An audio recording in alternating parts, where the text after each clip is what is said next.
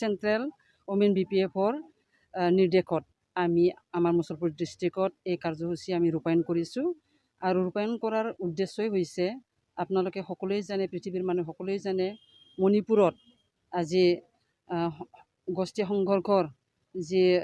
সংঘৰ্ষৰ নিচিনা যি পৰিৱেশ, সেই পৰিৱেশত ইমান মানে নাৰীৰ ওপৰত নিৰ্যাতন কৰিছে, নাৰীক সমদল উলিয়াই ধৰ্ষণ কৰিছে আৰু নাৰীক মাৰিছে, কাটিছে।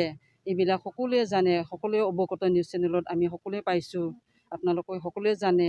গতিকে আমি মণিপুৰবাসী বা মণিপুৰ ৰাজ্যত যাতে শান্তি পৰিৱেশ আহে, সেইকাৰণে আমি যি এই সমদল উলিয়াইছোঁ। আমি এই ক্ষেত্ৰত ক'ম, বিজেপি চৰকাৰ আচলতে ব্যৰ্থ। যি পৰিৱেশত আজি মণিপুৰবাসীয়ে মানে এই পৰিৱেশত মানে আছে, চৰকাৰৰ কোনো ভাৰত চৰকাৰে হওক বা মণিপুৰ চৰকাৰে হওক কোনো ব্যৱস্থা লোৱা আমি দেখা নাই।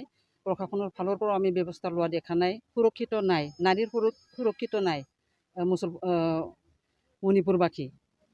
গতিকে মই অনুৰোধ কৰিম যাতে মণিপুৰৰ যি মুখ্যমন্ত্ৰী এন বীৰেন সিং, তেখেতে নিজৰ ৰাজ্যখনক যাতে সুৰক্ষিত কৰি ৰাখে আৰু নাৰীক যাতে সুৰক্ষিত কৰি ৰাখে, তাৰ কাৰণে আমি আপোনালোকৰ চেনেলৰ মাধ্যমেদি অনুৰোধ কৰিছোঁ।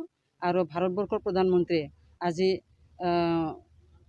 প্ৰায় তিনিমাহ হৈ গ'ল, আমি দেখিছোঁ চেনেলবিলাকত আমি গম পাইছোঁ, তেখেতে কোনো দিন মানে মণিপুৰত যি ঘটনা হৈ আছে, সেই ঘটনাক কোনো দিনে মানে খবৰ লোৱা নাই আৰু কোনো দিনে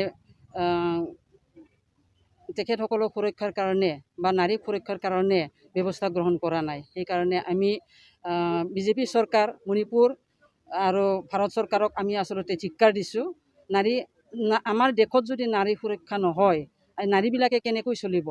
সকলোৰে ঘৰত নাৰী আছে, মাক আছে, ভনীয়েক আছে, সকলোৰে জীয়ৰী আছে। তেখেতসকলৰ ঘৰৰ ভিতৰত যদি কাৰোবাৰ যদি এনেকুৱা ধৰ্ষণৰ নিচিনা বা নিৰ্যাতনৰ নিচিনা এনেকুৱা অৱস্থাত পৰিবলগীয়া হয়, তেখেতসকলে কেনেকুৱা অৱস্থাত থাকিলেহেঁতেন?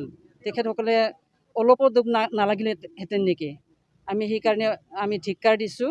আৰু চৰকাৰে যাতে সোনকালে নাৰী সুৰক্ষাৰ কাৰণে পদক্ষেপ লয়, তাৰ কাৰণে আমি আহ্বান জনাইছোঁ।